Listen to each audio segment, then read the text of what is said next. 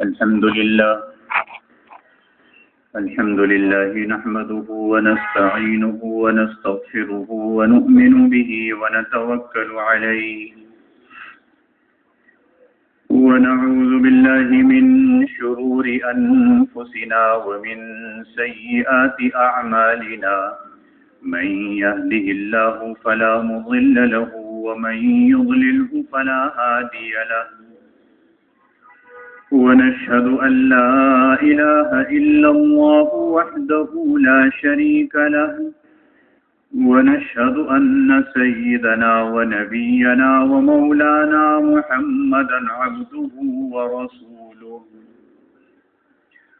صلى الله تعالى عليه وعلى آله وأصحابه وسلم تسليما كثيرا كثيرا أما بعد اللهم إني ظلمت نفسي ظلما كثيرا ولا يغفر الذنوب إلا أنت فاغفر لي مغفرة من عندك وارحمني إنك أنت الغفور الرحيم صدق رسول اللہ. بزرگان محترم اور برادران عزیز،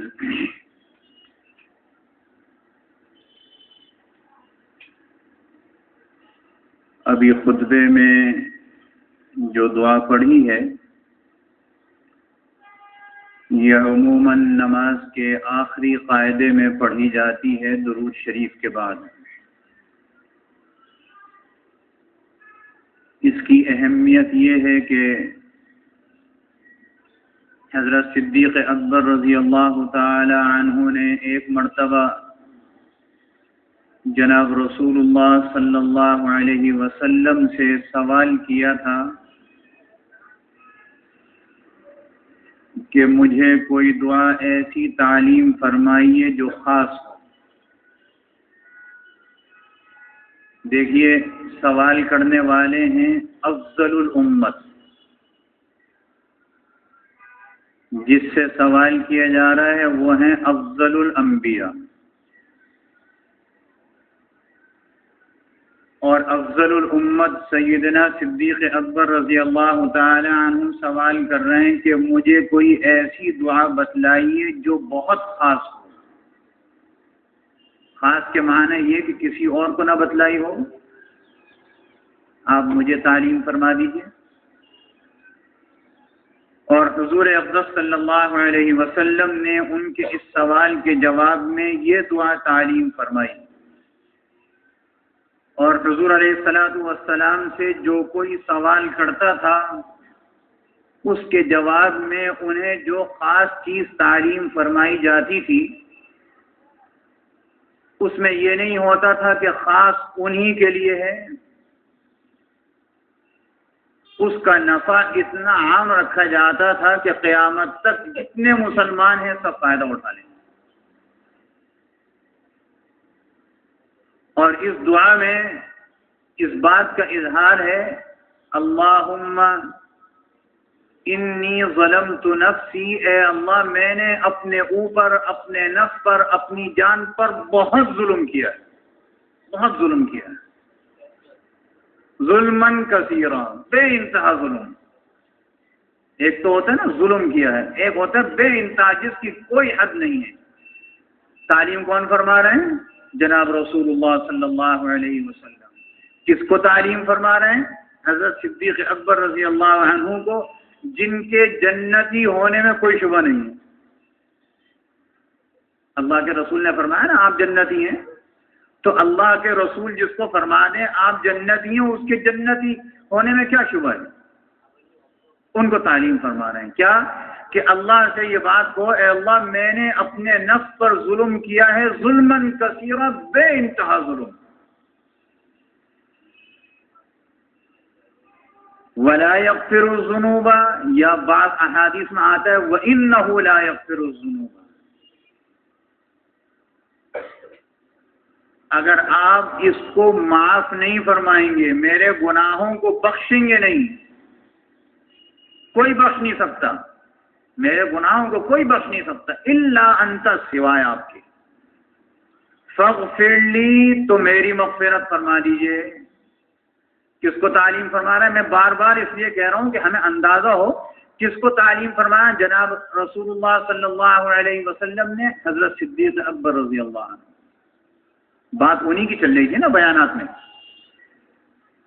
کہ آپ اللہ سے کہیے میں نے اپنے نفس پر بہت ظلم کیا ہے اور میرے گناہوں کو آپ کے علاوہ کوئی معاف نہیں کر سکتا، فاغفر لی، تو میرے گناہوں کو معاف کر دیجیے۔ دیکھیے جب ان کو یہ بات تعلیم فرمائی گئی کہ وہ اللہ سے یہ کہیں، تو ہمیں اور آپ کو اس کی زیادہ ضرورت ہے۔ وہ تو جنتی تھے ہی، اور انشاءاللہ ہم بھی جنتی ہیں، ایسی بات نہیں ہے کہ ہم جنتی نہیں ہیں۔ ہمارے حضرت مولانا احمد سعید صاحب دہلوی رحمۃ اللہ علیہ فرمایا کرتے تھے، ارے مسلمانوں، اللہ نے جنت سڑانے کے لیے نہیں بنائی، یہ تمہارے لیے تو بنائی ہے۔ ہندو، یہودی، عیسائی تھوڑی جائے گا اس میں، جاؤ گے تو تم ہی۔ اگر تم نے منڈوا دیکھ لیا، چلو اب توبہ کر لو۔ کس کو کہتے ہیں منڈوا؟ سینما دیکھ لیا، اس زمانے کی بات ہے، تقسیم ملک سے پہلے کی۔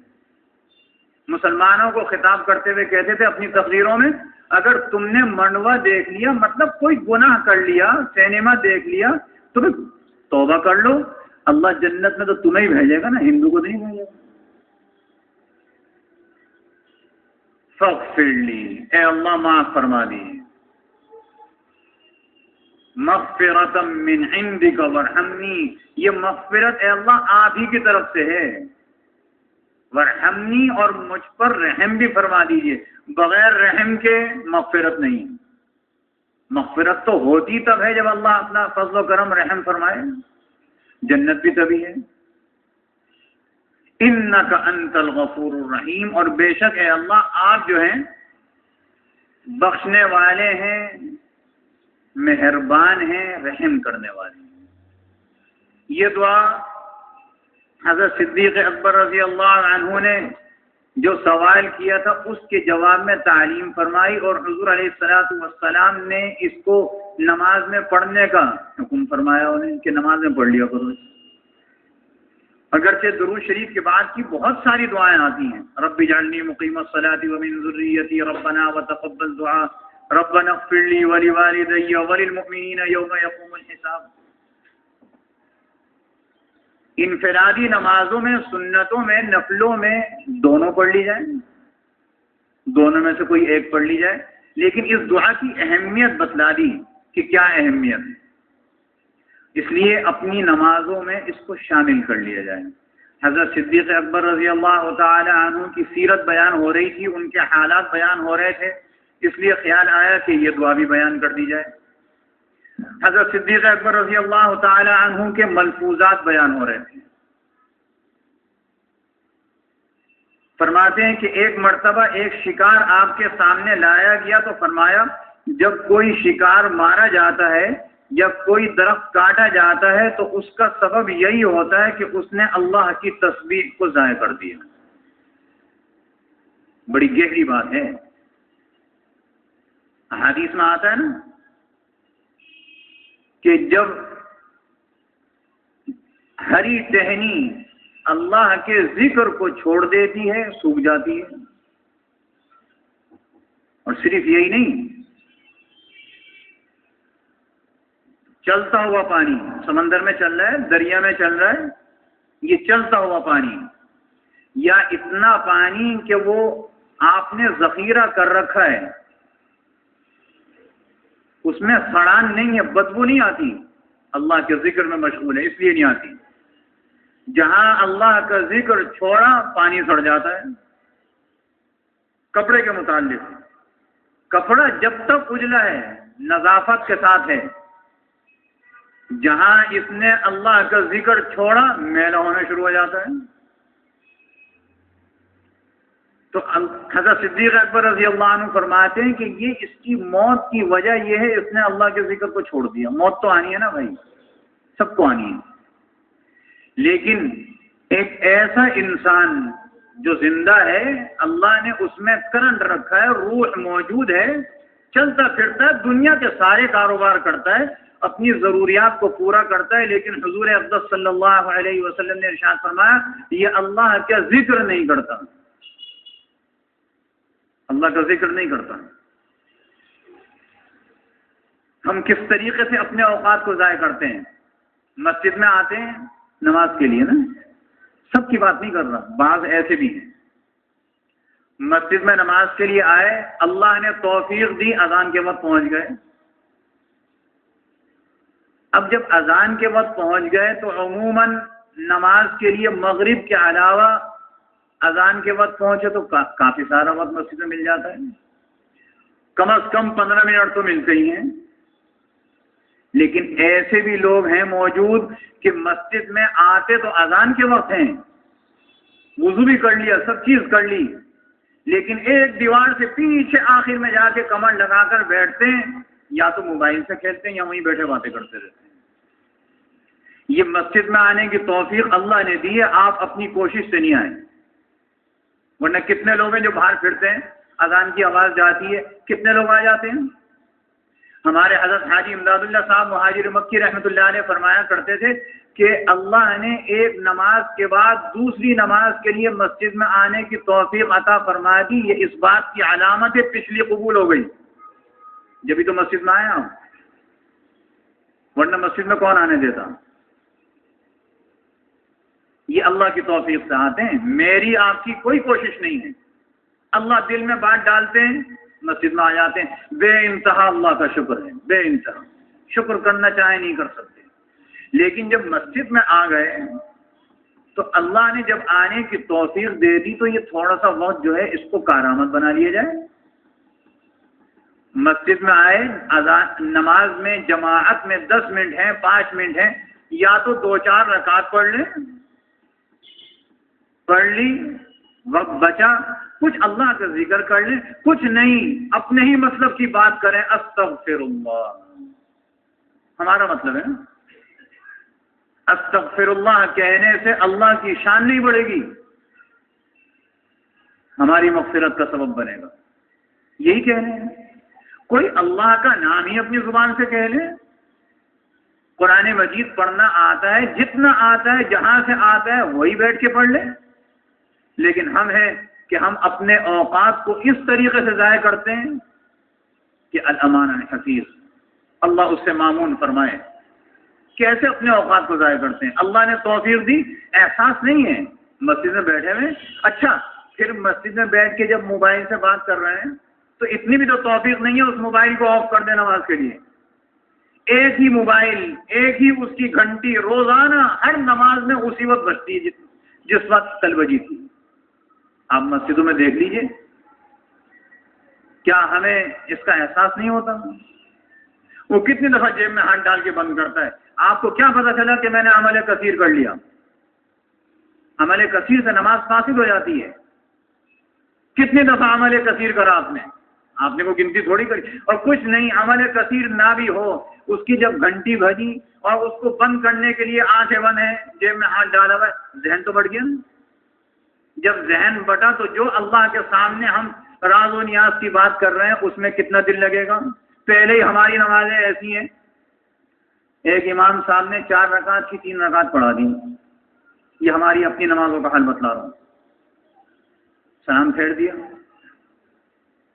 بجائے اس کے کہ پیچھے کوئی کہتا اللہ اکبر، ایک نمازی بعد میں کہنے لگا امام صاحب 3 ہی ہوئی ہیں، 4 نہیں ہوئی۔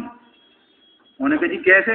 کہنے لگا جی میری 4 دکانیں تھیں، ہر رکعت میں ہر دکان کا حصہ میں حساب کرتا تھا، ابھی تو 3 کا حساب کیا میں نے، چوتھی کا تو کیا نہیں، تو 3 ہی تو ہوئی ہیں۔ ہماری نمازوں کا یہ حال ہے، نماز پڑھنے کھڑے ہوتے ہیں ہمارا ذہن چاروں طرف، جو بات ابھی 1 منٹ پہلے کی ہمیں یاد نہیں ہوتی 20 سال پہلے کی ہمیں نماز میں یاد آتی ہے۔ یہ ہمارا حال ہے، میرا اور آپ کا۔ جب ہماری نمازوں کا یہ حال ہے اور پھر جب وہ فون کی گھنٹی بجتی ہے تو پھر اس پہ کیا حال ہوگا؟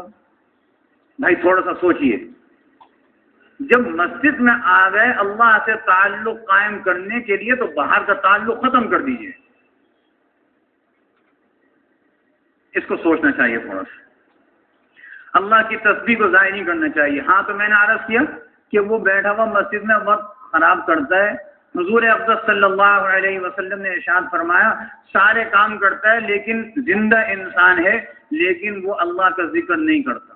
یہ اللہ کا ذکر نہ کرنے والا ایسا ہے جیسے مردہ انسان. مردہ انسان. بھائی اللہ کا ذکر کرنا مشکل نہیں ہے. پانی پیا الحمدللہ کہیے اللہ کا ذکر ہے. چھینک آئی الحمدللہ کہیے اللہ کا ذکر ہے. ابو داؤد شریف کی حدیث میں آتا ہے, اس کو یاد کر لیجئے, مختصر سا جملہ ہے. جب چھینک آئے الحمدللہ علی کل حال, مختصر سا ہے. الحمدللہ تو سب کو یاد ہے, علی کل حال اور ملا لیجئے الحمدللہ علی کل حال. حدیث شریف میں آتا ہے کہ جو چھینک کے بعد اس پوری تسبیح کو پڑھنے کی عادت بنا لے اس کے دانتوں میں داڑھوں میں کبھی درد نہیں ہوگا. دیکھیے طبیب اعظم بھی ہیں حضور اقدس صلی اللہ علیہ وسلم. الحمدللہ کہنا تو ہے ہی, لیکن اس کے ساتھ یہ ملا لیں تو یہ فائدہ بھی ہو جائے گا. اب اگر درد ہوتا ہے تو پھر کسی اور وجہ سے ہوتا ہے, اپنی نااہلی سے, اپنی بدپرہیزی سے ہوگا, لیکن ویسے نہیں ہوگا.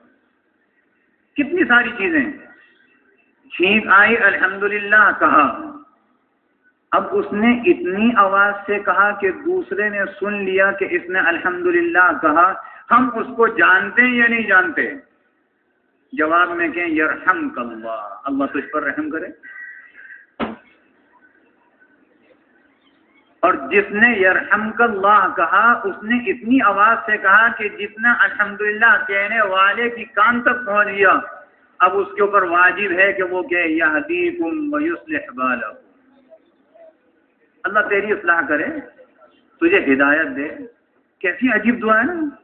یہاں عجیب بات ہے, ہم کسی کو ہدایت کی دعا دیں تو آنکھیں نکالتا ہے, کیا میں ہدایت پہ نہیں ہوں؟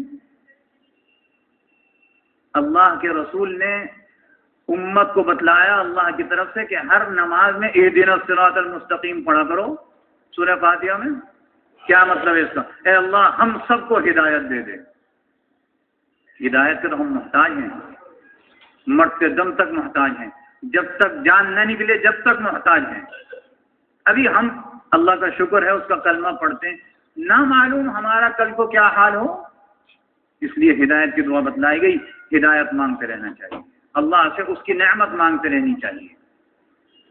تو اللہ کا ذکر بہت ساری چیزوں میں ہے. سونے کے لیے لیٹیں دعا پڑھیں اللہ کا ذکر ہے. کھانا کھانے کے لیے بیٹھیں بسم اللہ وعلی برکت اللہ پڑھیں اللہ کا ذکر ہے. خالی بیٹھے میں چلتے چلتے اللہ پڑھ لیں, سبحان اللہ پڑھ لیں, الحمدللہ پڑھ لیں.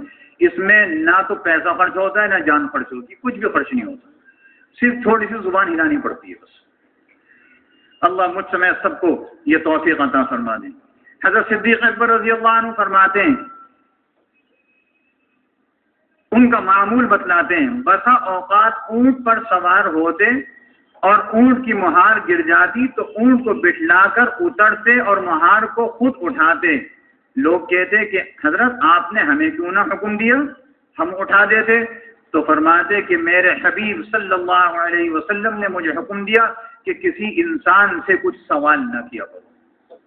کام کی بات بتلائی.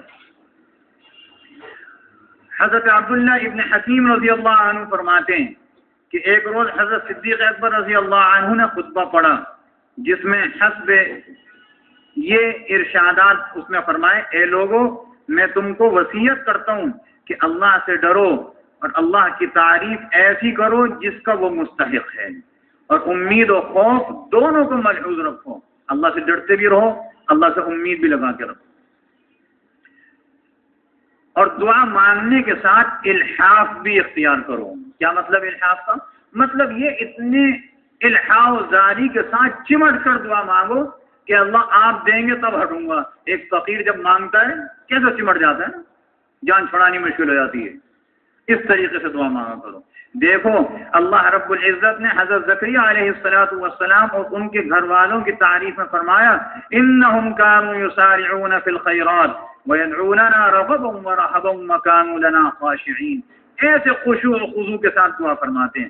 اے اللہ کے بندو خوب سمجھ لو, اللہ نے اپنے حق میں تمہاری جانوں کو گروی کر دیا ہے، اپنے حق میں ہماری جانوں کو گروی رکھ لیا، اور اس پر تم سے عہد لیے ہیں کہ تم سے قلیل فانی یعنی دنیا کے بعوض کثیر باقی یعنی جنت نعیم آخرت کے مول لیے، ہم سے عہد لیا ہے، یہ دنیا ہے قلیل ہے اور فانی بھی ہے، تھوڑی سی ہے نا، کتنی جمع کر لے گا، کتنا بینک بیلنس بنا لے گا، اتنا کیا دنیا اور آسمان اور زمین کے مطابق سب بھر جائے؟ کچھ بھی کر لے نا، جتنا بھی ہو، بڑے سے بڑا ہمارے کیلکولیٹر کے ہند سے ختم ہو جائے، اتنا ہو بینک بیلنس، لیکن ہے پھر بھی قلیل۔